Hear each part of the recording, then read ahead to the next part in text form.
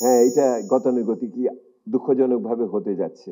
কারণ এইটা গতানুগতিক না করতে হলে যে কাঠামোগত বা গঠনমূলক যে আলোচনাটা দরকার, আমার পরিতাপ যে সেইটা সেভাবে হয়নি। দেখুন, আমি আপনাকে সাধারণভাবে বলি কি, এই সাধারণ গতানুগতিক বাজেটের চরিত্র কি এটা আমরা জানি। আমি দু একটা আপনাকে বলি। একটা যেমন পরোক্ষ করের উপর নির্ভরশীলতা। তো কর বাড়াতে হবে, সবাই একমত হবে। কিন্তু পরোক্ষ করের উপর নির্ভরশীলতা কমিয়ে প্রত্যক্ষ কর কিভাবে বাড়াবো, এইটার তো আপনার একটা দিক নির্দেশনা লাগবে। আমরা চোখের সামনে দেখছি বিত্ত বৈভব অসাম্য কিভাবে বৃদ্ধি পেয়েছে। 10% মানুষের হাতে 85% সম্পদ চলে গেছে।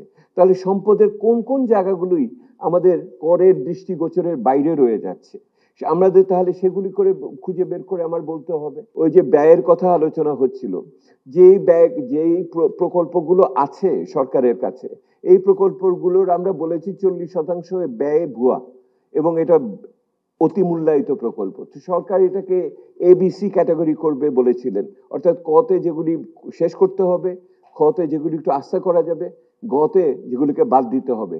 সেই পর্যালোচনা তো আমাদের সামনে আসেনি।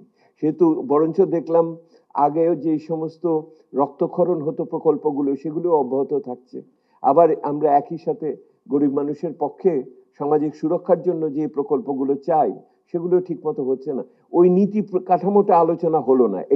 এইটি গতানুগতিকতা, যে আমি কাঠামোগত পরিবর্তনগুলো কি করলাম, যার ফলে এই যে বৈষম্য বিরোধী চরিত্রটা আরেকটু বাড়লো কিনা। কিসে দিয়ে সরকার দেখাবে যে বৈষম্য বিরোধী চরিত্রটা এবারের বাজেটে বেড়ে আসছে, এটা দেখার অপেক্ষায় আমি আছি।